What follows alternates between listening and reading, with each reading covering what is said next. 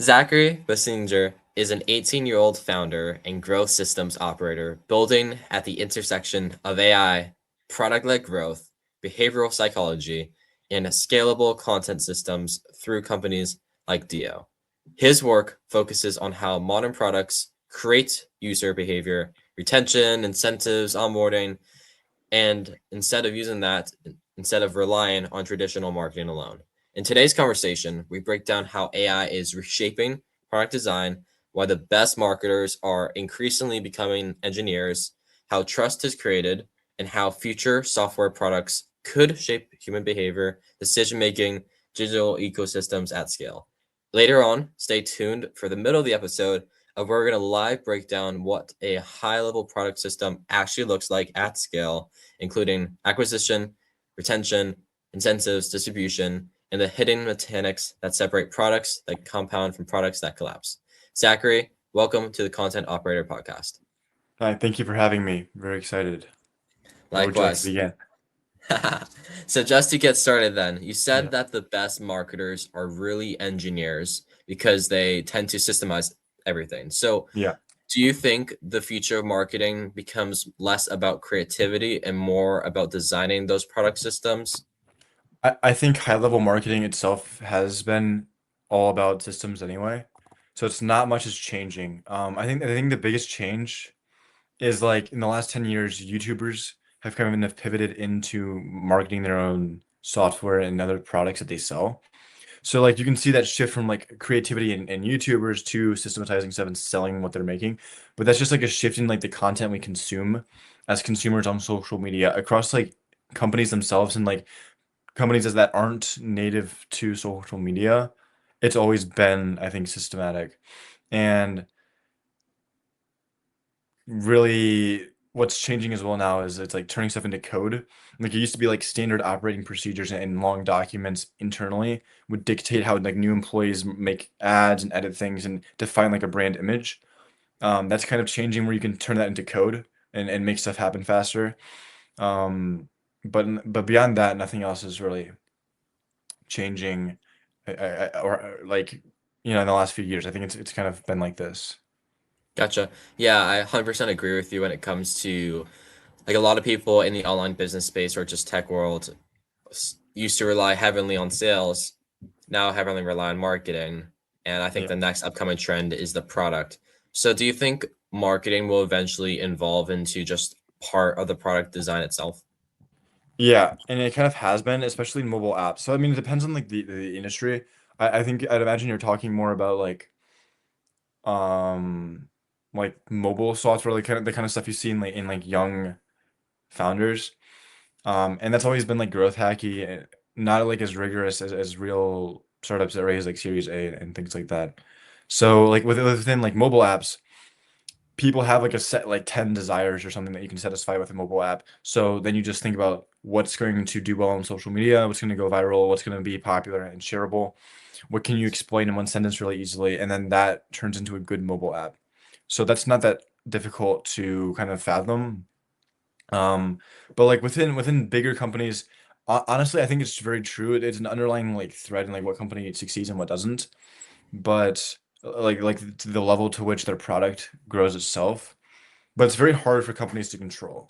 And so, like for example, with Superpower, the company I'm a growth engineer at, and their major competitor, Function, both of these companies do comprehensive blood testing, but Superpower does like AI analysis of your blood, and Function pays a real doctor to analyze your blood. And Function costs like twice as much, but a lot of people prefer Function because of that real like human kind of analysis that Superpower doesn't necessarily provide.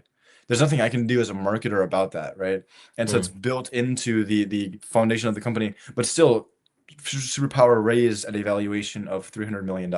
So I think in the grand scheme of things, it's not something like you want to analyze, more so the desire that you're solving when you're building something. And then the best advice I've heard, which is from Corey, like the founder of Z Fellows, who was friends of like founders of Uber, Tinder, etc. It's that you just want to um, build something that you want, and like at the end of the day, that kind of covers the marketing. Marketing is pretty systematizable and easy because the creativity is solved in the beginning when you create the product. Like he was speaking to the founder of Tinder when the guy was creating it. People are asking him, why would you make your own like dating app if there already are dozens of these apps? And he said, there's no app that would work for me. Right, there's no app that I would pay for, and that was it. So now Tinder's worth $10 billion because this guy made an app that he didn't that he would use when he wouldn't want to use others. That's kind of all that it boils down to. So like superpower exists because some people want, blood testing and AI to analyze it, and then blood testing to be like as cheap as you can reasonably make it. And that's all it kind of arises out of. But like you can get really far ahead of yourself when you are building something like as like a startup. Um, if you're thinking about like the growth or stuff, just build something that you want. It will scale to millions of dollars or millions of users if it's something that people want, and everything else kind of carries itself forward from the product. That's great. And just to put a pinpoint then at your work as a growth engineer at Yeah, Superpower, I am familiar with the like health peptide space. So yeah, I know Chris Williamson is a big advocate of use function health or like yeah, CLCS and all those biohackers you can say. So for the audience, because they might not know you, can you yeah. introduce not necessarily who you are, but when did you get started at Superpower? And as a growth engineer, what are you doing specifically to grow the business? I mean, so I scaled a web gaming site to 4 million users. I've done positions at other companies, created some other app startups, like with, people from the founding team of Kali or, original team and other kind of startups. So I think I'm pretty well integrated into like Y Combinator and whatnot. And so I joined Superpower, which is a company that 10x their growth over the last 12 months. As someone that growth engineering is a field of like is systematizing growth, right? Mhm. So I basically created like Opus clips internally. So they upload like an hour long video and it just takes it and turns it into stuff that they can run as ads. So it turns it into minute long ads that they can run. And that's all kind of all boils down to as like a job is building stuff like can lay off video editors or other employees and streamline the business. And that's how they've been able to achieve the rapid growth that they've been able to get is I think from all the system to like automation. Um, and yeah, like now what I'm doing is I'm likely going to join another Sequoia backed startup this summer as one of their first growth hire and kind of go from there. And I think then the future as well is like anyone can build Opus clips, anyone can build a lot of these like AI video editing tools. What it's going to boil down to, and that's why I built Dio, is people need like new ideas and new angles at which products are used Mhm. fundamentally to create the content. And that doesn't come from like AI analyzing it because we've already seen like with vibe coded apps, even though if they're great, and a vibe coded app today would be exceptional like 10 years ago, right? But because so many people make these apps, all of them blend together and consumers start ignoring all of them with those Mhm. telltale signs. AI video editing as well has the same telltale signs that people are starting to ignore, right? Like the Subway Surfers X Stanley Guy shorts, those are all made with like AI and software. Those have died out. And all sorts of other consumer preferences are shifting towards real content. So like what I'm building is more so software to help companies like capture the creativity of as many people as possible with like the right incentives and awards, kind of like affiliate marketing, and then funnel them Mhm. into, creating videos or ideas that then my software can, use AI to edit and turn into a video, by itself. So I think that's the future. That's kind of what so Superpower does as well, is like I'm assisting that creativity. Another thing is like when you're an influencer and kind of marketing manager, like what I briefly did at Cal AI or some of my friends have done is like the biggest advice there is you minimize the kind of creative loss that the influencer must take by working with you. So like if you're finding an influencer that makes multiple posts a day, simply send them a contract that says we'll pay you $1,000 if you do X amount of posts to get this many views. So they don't have to think about the type of post they're making. Like if you simply say like make this post again, but for us, and you send them a link, they're not having to come up with something new for you. That's what Mhm. works. And like within ads, and especially at large, like fast moving startups like Superpower, you need people that specialize in the creative output and the people that specialize in like the systematization of that. and you can't really do both. And it's like you have everyone has a certain amount of creative energy that they can expend every single day, which is more than the energy it takes to code something great or to solve math problems or anything like that. It's a lot of effort, and so you need to kind of cradle that, right? And I think my software at Superpower is simply helping to cradle that. And I think a lot of current software, like as startups, anything in kind of like AI video, it's it's hard to cradle that one with like completely synthetically. Mhm. Um, and that's what actually makes like advertising work. And it's gonna be an interesting problem to solve. I'm gonna maybe I'll be able to come back in 6 months and say like, hey, I've at this Sequoia back startup, I've 10x their like engagement rate, Yeah. but it all stems from that originality, and that is something you can systematize, but like right now, but it's because like the bar for like what AI can do keeps increasing, and then the Yeah. bar for what humans expect in terms of originality keeps increasing as well. And so you can find like you can find money in Arbitrage that gap, opportunity. but you can't Yeah. build the foundation in that gap because it's gonna always move. Yeah, that's great. And there are a lot of points of what you just covered, whether it's working Yeah. at briefly at Cal AI. So funny enough, Evan, Evan Yadagari, we had a Yeah, very his brief, brother.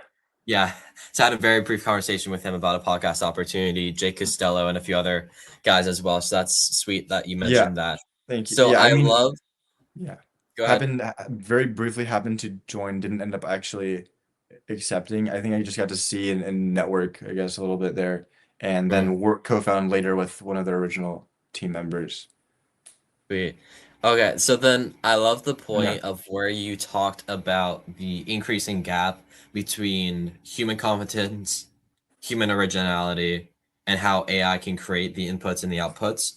But I yeah, also want to double down more into the growth engineering parts because I think that is a pretty big yeah, trend. Like a lot of people are coming into this space, this online space with a lot of credentials of like, here's how I can use AI to replace the video editors, you could say, replace the graphic designers. And I believe that's yeah, a massive upcoming trend of those engineers, you could say. Because when I think of an yeah, engineer or 99% of Americans, they think a person behind the computer writing code and that's it, compared to strategically finding problems that take a lot of time, effort, energy, yeah, and can be replaced with AI. So I'm glad that you briefly mentioned about the Opus clips.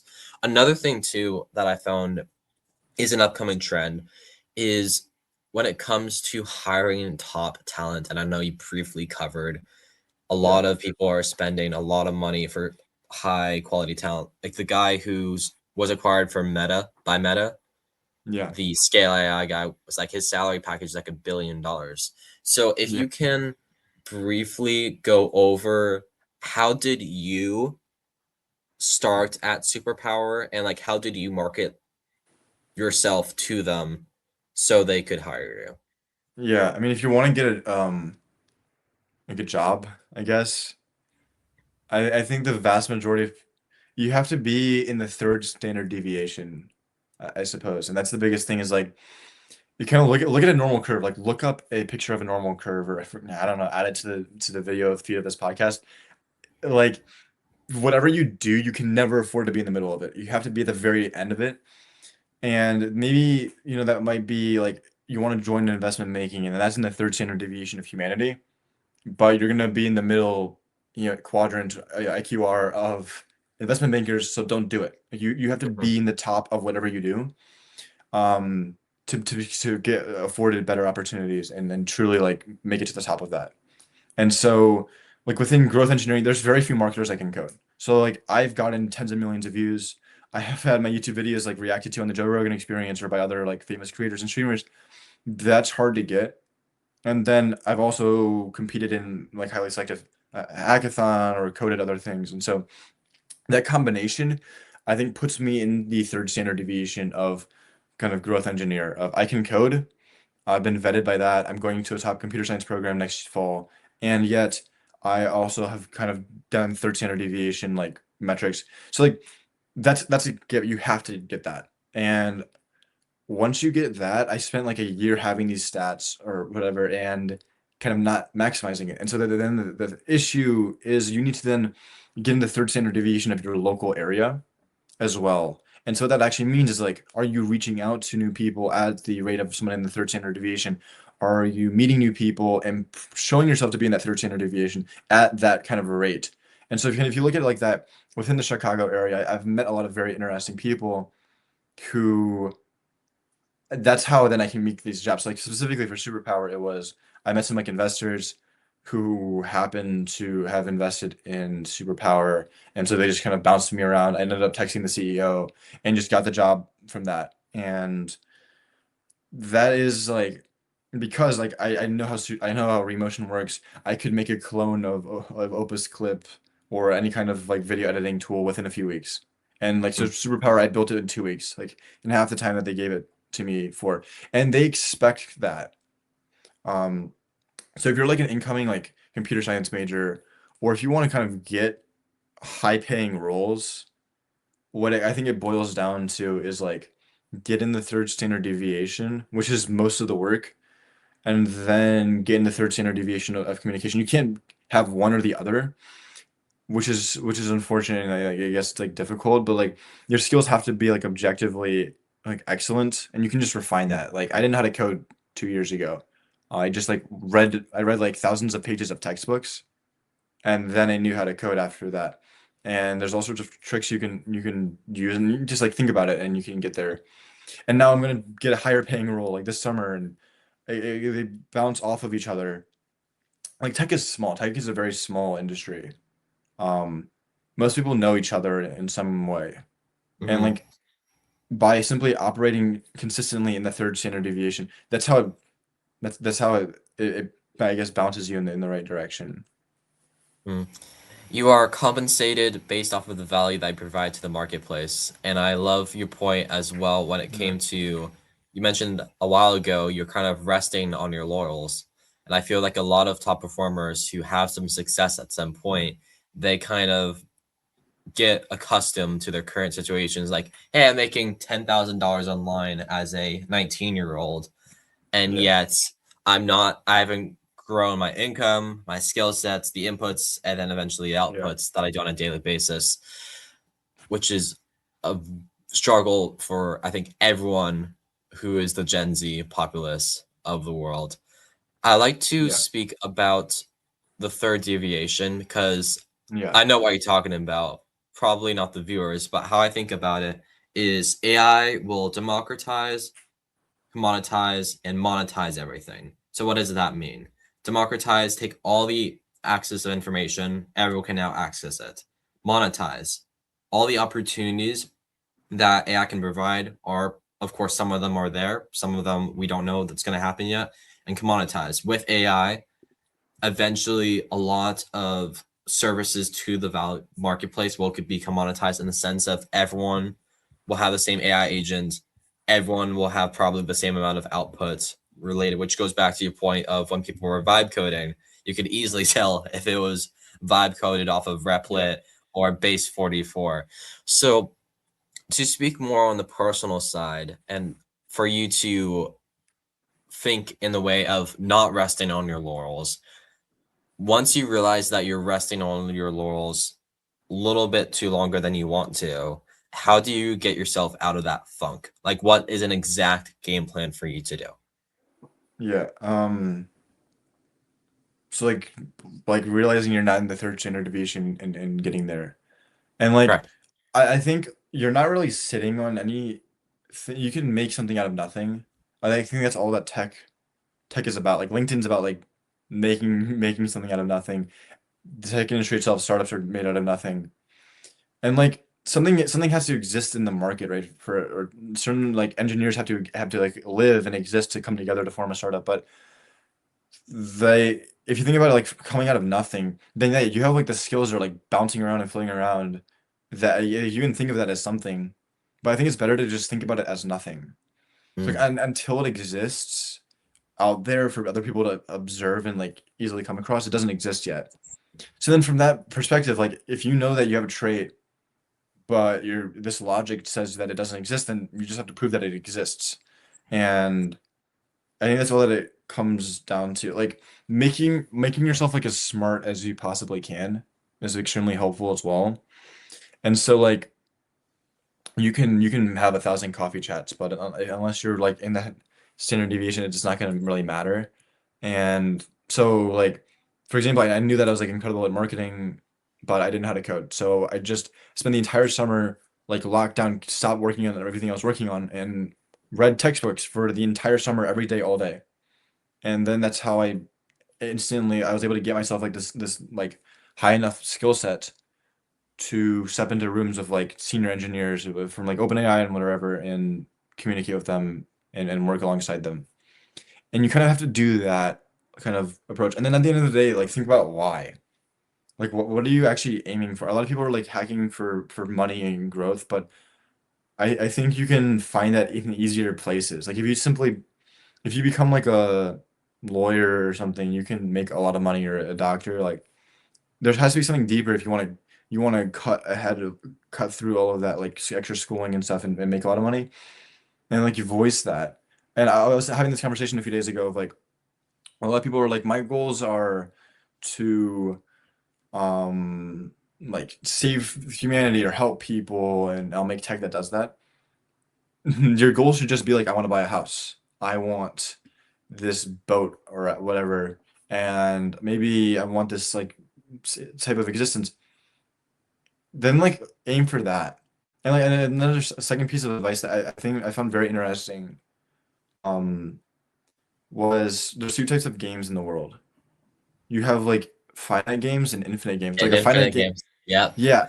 If you've maybe your viewers will be familiar, like kind of transition into a finite game temporarily. Because like if you're sitting in that situation where you're consistently earning income and you're doing well, you've transitioned into the infinite game that is like a game that you only lose if you drop out. You can never win it, and so you just the aim is to keep playing. So like keep earning that income, keep going. That's obviously like the correct way to kind of stay in life at the end. But when you realize there's another level, that the fastest way to get there is to start playing a finite game of I'm playing to win. And after that, then the game's over, right? And then after the game, after you that fake finite game is over, then you transition again to the infinite game. That's huge as well. And like just get down if you're gonna work 8 hours a day towards this goal and you're smart enough, you will just succeed. So like stop overthinking it. A lot of people are like gauging stuff in the market. Even I was speaking and again also to like another investor, very well like acquainted in Silicon Valley, and she just like works. Like she doesn't think. She just Hmm. works, and those are the data points that are better for thinking anyway than whatever like BS you can like come up with in your head. So just put in the work. If you're putting in 8 hours a day or whatever, like however much time you have, that's what's gonna make a difference. I don't think anything else will. Like I'm tired of hearing advice of like, learn AI or something like that. Just work every single day and you're gonna realize why you should know how to code or why Claude is so helpful if you're putting in the hours. There's no reason you should ever have to hear that advice from like Mark Cuban or somebody. You should be working so hard that you are figuring out stuff that like Naval Ravikant hasn't figured out or Elon Musk hasn't figured out. Then you're actually in the third standard deviation. You need to be in the third standard deviation of how much work you're putting in and everything. It can't just be like your achievement in the past. It has to be like your achievement every day. That's awesome. It goes back to a lot of things in the tech space. Like I'm super familiar with Yeah. Silicon Valley as well. All In podcast, if you're familiar with them, that's great. I know with Mark Andreessen, A16Z, he talks Yeah. about introspection is for losers in the sense of if of course introspection is crucial for you to focus on the strategy side, but the strategy side must be done on a brief period of time. What thing that needs to be done instead and focused more on is the execution. Everyone is going to have a Yeah. constant balance between strategy and execution. But if I was just to do a blanket statement of what you need to focus on, strategy or execution, it's the execution part for sure. So I want to put a pin on Opus Clips and like kind of what you're kind of building for super growth. And when it comes to content variance when it comes to the AI's output.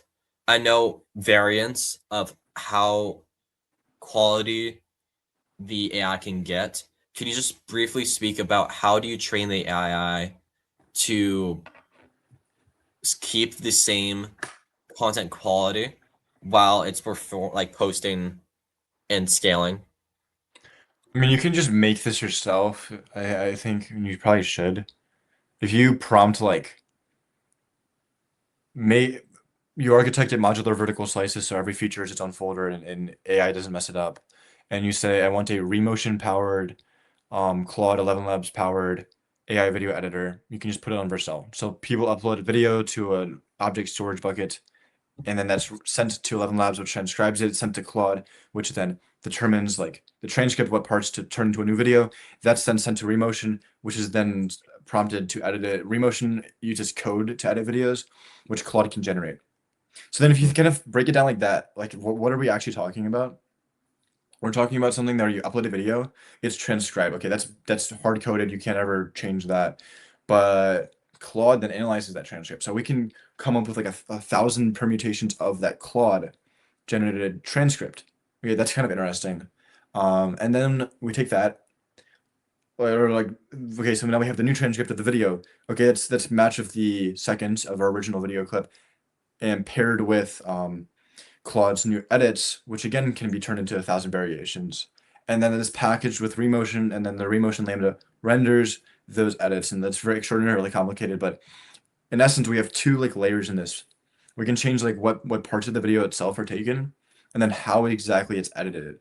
Um, and so like that's pretty complicated. I think that's why a lot of people struggle to like um successfully edit videos. Is like you kind of have to figure that out. Like what's the right balance? And so what I've kind of arrived on is if you write your unit tests. So like when you make good software, what you want to do is you write tests for every kind of edge case that the code could possibly be ran in and identify bugs before a user identifies it. And you can do that in your terminal for the most part. So kind of do it there. And it's really not that like you could make a version of Opus Clips or anything like that if you architect it and prompt Claude, right, and spend a good amount of Claude tokens. And like you can, as for training it, like you hear the word training with AI models, but what that actually refers to is you have a model and then you actually are changing the basic parameters and associations within it. And you can do that if you search like Google open source like Gemma models, they have entire guides to train them. And so like my mobile app I'm making for like productivity and screen time blocking has an AI that determines when to block stuff for you. I trained that. But because it's local, you don't do that with Claude. And so what you're actually doing is you're changing a prompt. You're not training anything. And it's very important to keep track of. Because the advice you're going to get from Google if you're asking Gemini like how do I do this, it's going to be wrong if you use the wrong language. And so like what we're actually dealing with then is we're just dealing with two different prompts to change, and Mm. that's easy. And at the end of the day, like growth is growth is like secondary to the product. Just like make a good product, everything else should follow. But most people just don't make a good product. And the danger I see with growth becoming more popular after like hard pure software has kind of been automated, um, is that growth has always been automated. Like if Mm. you actually look at how ads are served by Google, all of it's algorithmic. And it's been like this for 20 years. They invented their AI models internally to improve their ads. That's why all of the AI that currently just exists is because they wanted to run ads better. So it's ground zero for optimization with AI. It's already been done. Like we before you had AI video editors, you had employees in the Philippines that were paid $2 an hour to edit videos for YouTubers. Right. I mean, we're not saving that much more money with Claude Mhm. like editing videos, and we're making all them uniformly similar. So like maybe if some random guy from the Philippines from onlinejobs.ph is going to be a bit better video editor than Claude still. Um, it's not actually that different. Like you can see like, oh, AI is that's transformative. If you actually look at like the pinnacle of any industry, it's really not that transformative. Mhm. And I was speaking to like an investment banker in the Chicago area who said that, and I'll tie this all together with this, which is he stays in the Chicago and in Milwaukee. because he can purchase boring businesses and optimize them with AI. That is extremely profitable. And rather than go to New York City or the West Coast, so he lives in Cook County, Illinois, and I think that's gonna be the future of a lot of like AI talk. Like you hear Mark Cuban, speak about like AI optimization, learn Mhm. AI. He went to Indiana, Cali. He's from fundamentally the Rust Belt, where boring businesses are like the biggest business by far, and you could genuinely make millions of dollars by optimizing local businesses. You can't do that in the West Coast or on the East Coast because they've Yeah. already been optimized. And so really it depends on where you live. Hmm. Like and so the best way to kind of calibrate yourself is just get involved in Silicon Valley tech culture. Like read the tweets of Naval Ravikant. If you follow 100 perfect accounts, that's gonna be so impactful for your health, mentally and getting the right mindset. So ground yourself in Silicon Valley. Think about like your local like, I guess unique opportunities. But what's been done, there's no like change. If you're like an observer, you're never ever gonna see a change that people haven't already acted upon. Period. Like I can't get this point enough. Like you can listen to this podcast and learn like more about like how growth I guess works, but this is stuff that's been happening for years. Like the current like the most innovative changes in like um software only are known for like the first year that they exist to the people that created them. And so you just have to take action. You're never gonna like learn how the world like truly works or how the current like, pinnacle of the economy works unless you're actively taking action every single day and learning from that and kind of and actually pushing the needle of like humanity forward. Like you're never gonna ask like a random like student about like their opinion about like how a certain academic subject works. You're gonna interview the professor, right? Hmm. Because the professor is pushing the field forward. And so you don't want to become like a student of the current tech economy. You want to become like a professor that's publishing your research, learning more about the system and defining it. And you can the perfect thing, the beauty about tech is that you can define what tech is by Hmm. creating tech. So do that. Like if there's any takeaway that I'd want people to have, it's that action triumphs anything, even reflection. You can reflect as you act. Like you shouldn't like it's better to do something and be like, whoa, that's crazy, and then just Hmm. do something immediately after, and then tie it all together when you dream at night, than it is Yeah. to say that's crazy and then take an hour off and think about it. Hmm. Um, There are a lot of points of where you covered, and the first part of where you said was very, very tactical. Like, I'm not a yeah, tech person whatsoever. Some of my family's in CS, some of my family's in tech, some of my family's in yeah, crypto. So I am, of course, naturally associated with yeah. a few of those things. So when you're talking about a few technical jargon stuff, it went over my head, but I No, completely understand now. So a few points of what you said. I yeah, love your point, and I've been resonating with this too, of you can there's a massive arbitrage opportunity of if you take concepts from Silicon or like NYC, Miami, and then put them into the Midwest because yeah. everyone is super behind or just across the world. I came originally from the online education space, so think course Oh, sellers interesting. flashing their Lamborghinis in Miami. Yeah, And I call this concept and I repackaged it from the Internet of Things, taking the online world and bringing it into the physical world. yeah, I call exactly. my method infotizing, taking concepts from the online info product space and putting them in the physical business space of just like how high your standard should be, how high your level of execution should be, etc. Another thing too is I think when it comes to marketing, one prime example of a fantastic marketing company, but not product company, is Cluely. As you know, phenomenal marketing, really good at getting the attention, but also kind of struggling based off what I heard of converting the attention into paid users and then having those paid users stay. So while we're talking about growth, like you worked with products with millions of users, what growth metric do founders overvalue because it looks impressive, but it kind of hides how weak the product is? I think it's everything besides conversion rate is kind of fake and fluff for the most part. So you have to log into your Stripe dashboard and see how many purchases, how much MRR you have. Everything else besides that is pretty fake. So there's not one metric. I think with Cluely, it was kind of like a YOLO experiment, which Hmm. I've done those too. Of what if you pay hundreds of UGC creators to make content and do every single viral stunt? And you take the mind share of a company 100 times your size. What does that do? And the result is still like every single person involved in Cluely is going to be perpetually employable. The money, I don't know if they've lost investment, but like if they create a product in the next few years, they've sunk that value into their brand name. They're going to be fine. It Yeah. hasn't failed. You don't hear about the startups that fail.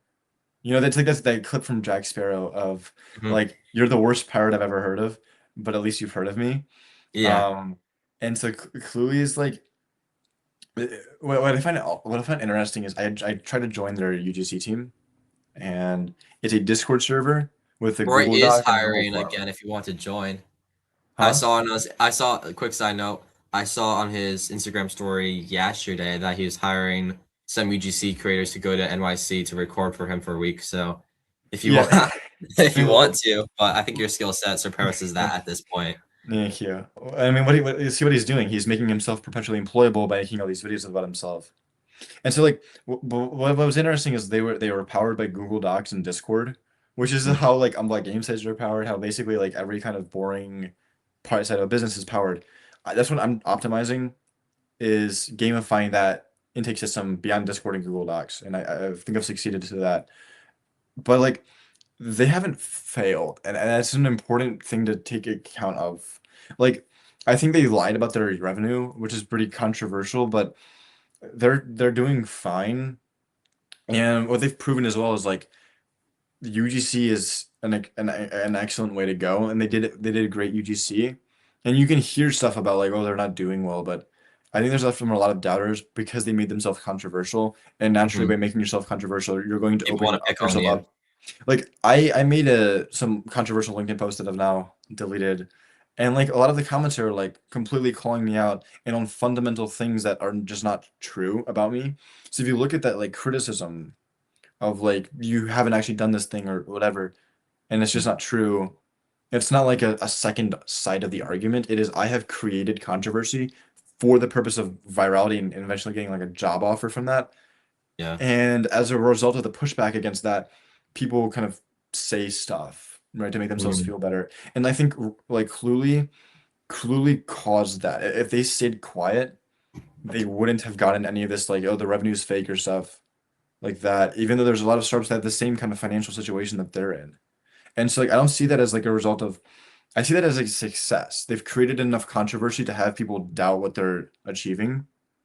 Mhm. And that just proves that it worked. Like if you're trying to make a startup copy UGC, Clueless UGC marketing system, because it's exceptional.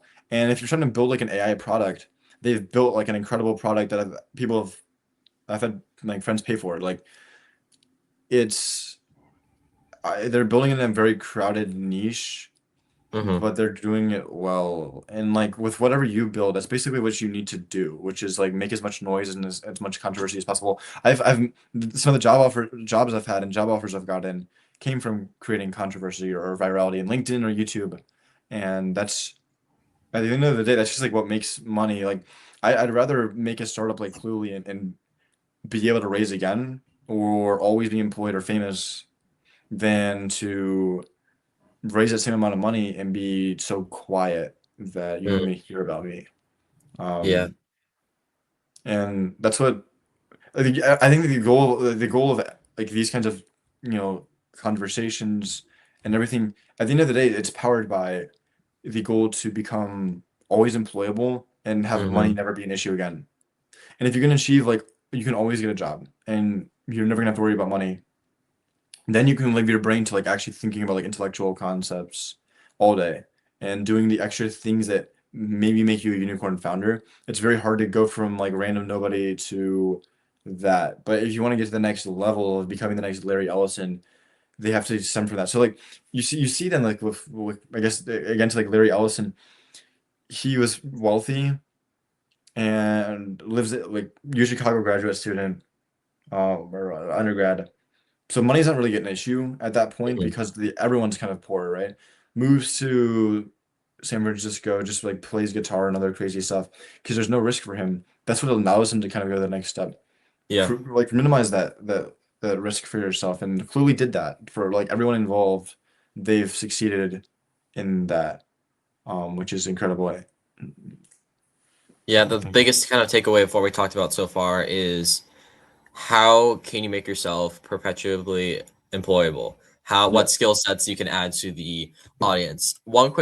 Few quick points, and then I think we could transition to the activity of yeah, we're gonna break down what is a product, how can we optimize? Because I know with you, marketing and sales can just be easily automated, and with product, it's more of the new alpha, you could say, from the tech space. So with that being said, funny enough, when you were talking about Larry Ellison, I'm in a psychology class right now, and we're just finished up Maslow's hierarchy of needs. oh yeah, I'm taking So AP it's Psych as funny well. that Yeah, yeah, it's exam funny that you was not mentioned that it. bad. Yeah, but Maslow's hierarchy needs so straightforward, but it's always kind of it leads to the overthinking process for me. But I usually just like kick it to the curb once I realize I'm overthinking or just fantasizing a little bit too much about mapping Yeah. everything out. Second, I was listening to a podcast, All In, with the founder or son of the founder, Charles Koch of Koch Industries, and they're of like that boring businesses space. So think of gas, petroleum, and I 100% agree with your previous point of taking concepts from tech, bringing them to Yeah. boring businesses. And third was I was speaking to one of the founders of Proven Winners, which is one of the largest plant growing brands in the Oh, entire United awesome. States. And it was fantastic to have a conversation with him. It just goes back to bringing them 0 to 1 on the new tech space. And what I've heard from what he publicly shared was they have a few influencers for their brand, and they were trying to track attribution from how much revenue that this creator generated. And I give them a few pointers. Like, first of all, you can't 100% attribute all revenue from the person's content, because if someone saw the thing a year ago on YouTube, but they say, "Hey, how did you find us? We found you on Instagram a month ago." So it's really hard for you to track that. But I give them a few points, like you can easily use attribution links, tracking. I give them a few specific softwares. But that all being said and done, I think now would be a great time, Zach, for you to Yeah. share your screen, and then we can just briefly map out, for the sake of time here, how we can create a product, how can we make sure it's the best thing yet, because like you said, product is key, product is key, product is key. Yeah. So feel free to share your screen whenever you're ready, and we can get started. Sure. Is it like in here somewhere, or should I go to Yep, like there's a very similar to Google Meets. The bottom of this window should have that little share screen button. Click on that, and then I'll add you to stage. Oh, okay. Bringing you 0 to 1 on StreamYard. You're welcome. 0 to 1. Okay. What do I do? Feel free Should I to like? go to another tab. Oh yeah, you want to go to like Canva or something, or like Yeah, whatever go the. over to Canva, Miro, Figma, whatever you want to use. Maybe is there like a draw thing built into Mac? They should make that built in. Maybe you could create the app that helps and make it Mm. built in, Yeah, perhaps. built in Mac. Well, it wouldn't be built in, but it would be nice. Bro, what? Okay. Oh, this All is right, sweet. trash. Oh no, it's gonna Canva. Take your time. I can cut this part out. Thanks. Yeah. That's some like Family Guy. Um. Oh my gosh. I love Wi-Fi. Yeah, it's terrible. Literally, it's better for me to just use my phone than my Wi-Fi, which is like what? Okay, this is not. No, don't work. All right, take your time. Well, And like I said, I have my team that can easily edit this stuff out, so I can thanks. just talk. I mean, this is Canva again. Let's see if that I'm gonna pull works. up Miro or Figma. Figma's nice, but it's gonna be like 10 times as laggy because of how much assets they load. Okay. Uh, Bro, yeah, my bad. Want me to share my screen, and then we can build it out? Sure. If you could share. I can like explain it. Try. Let me. Yeah, this is it's not gonna work on my screen, unfortunately. All right, let Sorry me. about that. We can make it. Yeah, all good. It's fine. Let me just pull it up. And like I said, my team can edit this out, so this is not going to be part of the podcast. Yeah, It's fine. it's because live. Yeah, I mean, yeah, video editing, rendering. So I think if you, especially, you can get into growth if you're building something kind of technical. That's the best way, more than Hmm. anything. All right, So let me kind see. of explain. Yeah, let me just pull it up. Give me a quick second. It's all All good. right, pull up Miro. Miro, whatever you call it. All right. Bro. Yeah. All right, I'll cut this part, and then we can get started back to podcast mode. Starting now. All right, you can see my screen, right? Not yet.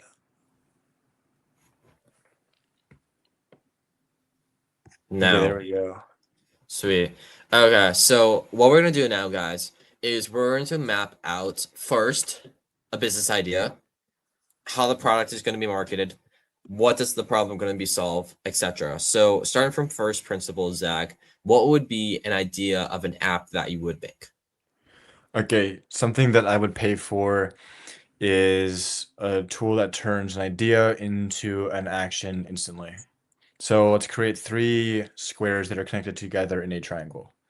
Okay, I've not done my own in a minute.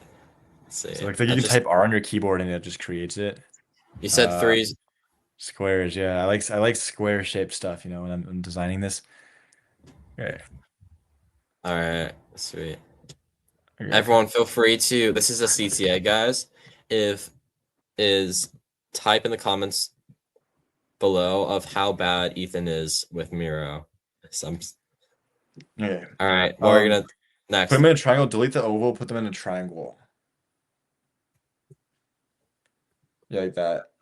Or like no, like distant from each other a little bit, if that's possible. Yeah, I know. I'm just formatting it to size. Yeah, it's all good. Yeah. Okay. That's good enough. So if you can put in a text box in the top. All I right, what are you mean, gonna say? okay, let's say you're a full stack like technical founder. You can build the product, you can market it, and everything.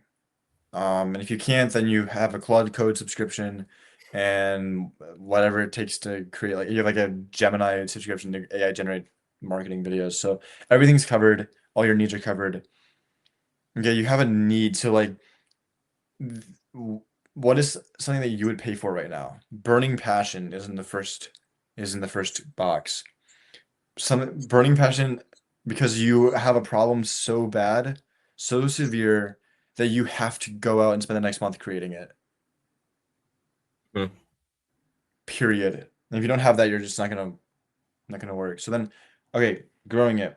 So now you have this passion, right? You create your product over the next month with Claude Code. You make 150 commits and you have this iPhone app now.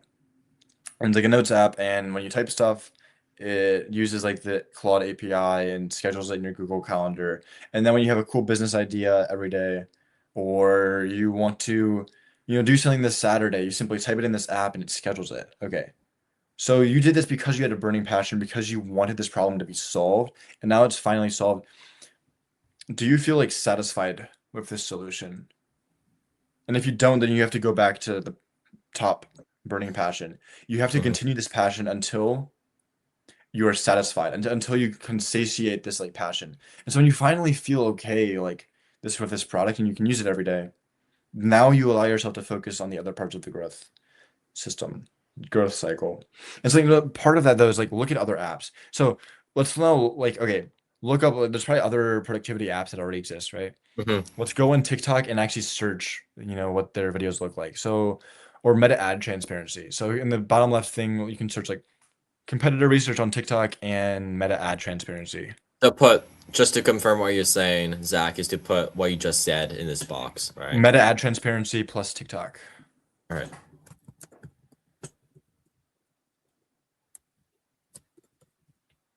Yeah. Okay. So what these two websites kind of do, meta ad transparency shows you what meta ads a company is currently running, and TikTok lets you just look up a competitor's videos, right? Hmm.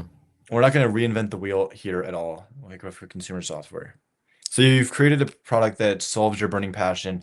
You spent $20 at least in Claude Code tokens, and you spent the last month of your life making it, or your co-founder did. Now we finally go look at meta ads. You can passively look at them at the same time, but now we actually go look and simply copy what they do, right? If they have if an ad that just feels good, make a similar ad. Like at the end of the day, that's all you really need to do is simply like make a similar video yourself. Okay, so then we spend a ton of time creating these videos. We make multiple videos a day. I've heard upwards of like a dozen videos a day, every single day for months. And that's kind of how it goes after that. So first month, create it every single day. And then next month, market it and then refine after that. But if you're starting at like a content that already works, you should kind of get up to speed pretty quickly. So for example, with my friends, we made a AI generated gaming website where you can literally type in a game and it generates it on your Chromebook and you can play it Mm, with your code. This went from 0 to 60K users in 6 weeks because we simply copied what already worked and made videos promoting it. That should just work, period. So then, okay, those are the two pillars. You need to have this burning passion that you can satiate with creating the product, and then you need to do the competitor research. Okay, so we synthesize both of those. And then as for actually growing the business, I think what you can start to do is keep a Google Doc and start writing down what's working and what isn't working.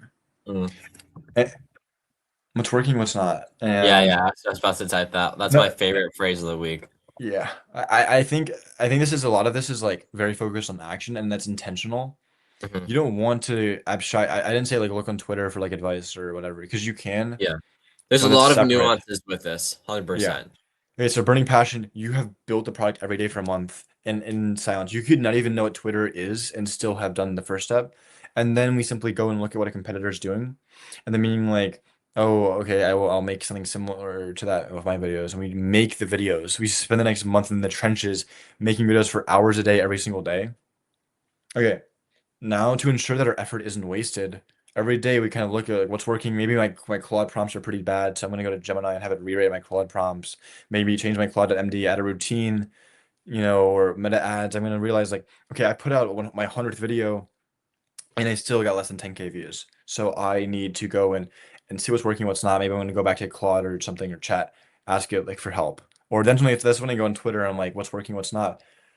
And if you want to actually guarantee or get as close to a guarantee of success in whatever venture you're creating, if you spend the trenches creating it spend your time in the trenches creating it as quickly as possible, and then you market it by building off of what already exists, and you put in the hundreds and hundreds of hours to do that, and that's it, and that's all you should do.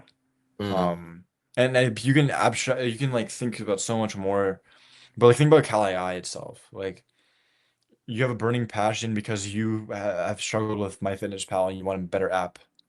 So you spend your time creating it because you genuinely want to see it because the insight came from I genuinely want this would be cool. This would be a better app. Then you go look at like what ads are MyFitnessPal running, what are influencers doing in the gym community promoting, health apps. Let's take that strategy. And then every single day, like innately, you should be seeing what's working and what's not working. Like like when maybe you're building something physically in your garage, or you are going to the gym and you're not seeing that much progress, or something, you will innately, as a human, understand what's working and what's not working. And you should just systematize it, turn it into a Google Doc. And when you grow your team, when you have like 100 ideas of stuff that works, you just show that to the next person. They will read it, and then they're gonna kind of get your baseline level of knowledge, and then they'll join and become a productive member of your team. But don't waste your time with anything else. And so as for the product itself, like everything is solved in the top rectangle. If you have that Hmm. burning passion, it's going to spread itself. When people come across a truly good solution, they will tell each other about it. And they will convert because it's a solution that you genuinely finally feel satisfied seeing in the world. And then with your ads, you know it's going to convert because you've actually researched like what your competitors are doing, so you're going to differentiate yourself naturally, and you're going to see what's Hmm. already working. That is as close as you can get without making videos, and getting there. Hmm. And that's it. And then do this a bunch of times. I've probably created like 10 5 or 10 failed ventures for every really successful thing I've created. And Yeah. that's kind of the norm. You should be making something new every single month for the joy of it. And going back to like finite and infinite games, turn this into your infinite game. Of Mhm. you're always in a cycle of burning passion for something that you want to see in the world, of competitive research, or of analyzing your past mistakes or successes. If you do all of that, then by the 10th iteration, you're going to be exceptional at this. Yeah. Um, and that's it. Like, just go ahead and go out and create stuff, and everything will connect from there. And it's only 3 boxes.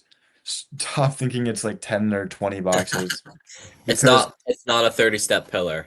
yeah, it's not your ROAS and your CPM and XYZ.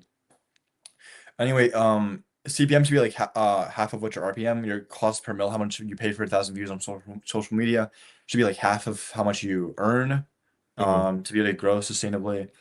And influencers should be paid like $2 per 1,000 views at the least, and like $5 to $10 per 1,000 views, at the higher end of that, sometimes Yeah. upwards of 15. So between like really $10 and $2, that's what you pay influencers per 1,000 views. Attribute revenue with like Revenue Cat or Super Bowl is kind of all you need when you create a software product. Use Claude Code. It's the best AI subscription.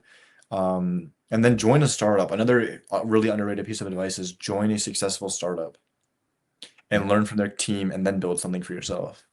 And you That's will be successful. And you will get into that third standard deviation. Can you put like chart. a normal curve as Yeah. an image, copy Hold it up. and put it in, and that's going to be in the middle, I suppose. All right, sure. And then just for me to jump in as well, Yeah. I know you talked a lot, so just to condense this for the audience as well. Like Standard dude. All or like normal curve, yeah. right, let's make the aesthetic. All right, so Yeah. that's all right. So, and then just to make this condensed for the viewers as well, and kind of to talk briefly about what Zach said. Very quick nuance though.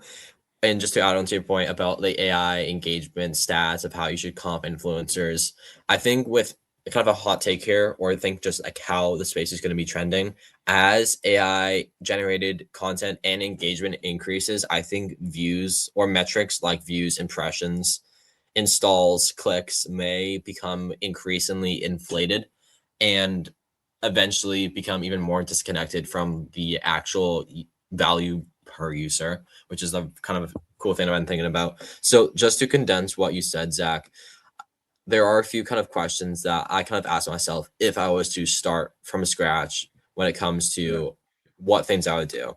First thing I always ask, especially on a content space, is why am I actually doing this thing in the first place? It just goes back to legacy, fulfillment, impact. Like I'm very impact driven. I want to become one of the best social media marketers out there, specifically along the line of conversion. Since, of course, monetization of those views and the attention is the new trend of the late 2026. But first question, when it's more business related, is what are you optimizing for in the first place? What do you actually want to do with your life? And what business will fit in your burning passion? Everyone has experienced problems with their life, and if you were just to dedicate a tactical thinking amount to this, 15 minutes max to come up with a burning passion, here are some questions that I would ask myself. First, what's a problem that my friends have that they talk about constantly? Second, what is a problem that I deal with constantly? Third, what was something that happened negatively today that affected my mood or any situation around that? Next, with the meta ads or TikTok, marketing is the ability to stand out without breaking trust. So, with meta ads, with YouTube, with any social media to find what works, what doesn't when it comes to advertising your brand, you have to realize what are the core fundamentals and have to break down content on of like this is how it actually got my attention, and then you reverse engineer and create it to be tailored to your audience. Okay, then what's working, what's not? A few quick things here is you can never know what works unless it's tracked. So when it comes to the data, the how many views, how many conversions that you're getting, all of that must be very simply, if you're just starting bare bones, just like this mirror board right here, is just on a Google sheet, Excel, sheet, etc. And here are a few metrics that you need to track when it comes to the marketing, sales, and fulfillment side. Marketing side, how many views are generated, clicks from that, opt-ins, and then next would just be kind of the fulfillment side of like how many people, once they clicked on the link, how many signups, MRR, ARR, main marketing channels. What's our main marketing channel? Let's double down on main marketing channel, reduce time spent on the rest, focus on one, but also still don't rely on one main method of advertising. And then next, when it comes to the fulfillment side, is what's churn, what's MRR, how you can get more people in the door, how can we make more people stay once they're in the door. So there's a lot of questions that you can ask, but it always goes back to what you said, Zach, with the burning passion. If people have that high level agency of when they, first of all, like us, they know how to speak properly, they know what works, what doesn't, and they're probably going to be the people who are already successful in their 20s because they are starting at the age of like what we're doing. We started this business or just got into business and become fascinated with it maybe 14, 15, 16, and we're crushing it when it comes to just what we're doing now, whether it's speaking at places, social media workshops, or being a growth engineer. But I think that would be it for a very quick overview of the build out. I have one quick question just to wrap up today's conversation, and it's this. I know a lot of what we talked about today has been, some of it's been jargon, some of it's been tactical, some of it's been an overview. But if you were to leave the audience with a 30-second message of knowing what the people who watch this are, what would that message be? To just go out, teach yourself what you need to get into the third standard deviation or whatever you're seeking to do, and then just go do. I stopped watching TV and YouTube, and I just started building, and that's doubled my output and everything that comes with that. And that's what you should be doing, is watch podcasts like these for like insights, and go on tech Twitter like once a week or 2 weeks. And then other than that, you should be building. And I think you're going to find a lot more fulfillment, and success if you just go and build. That has been the Content Operator Podcast with your guest, Zachary. Appreciate it. Of course. Great day.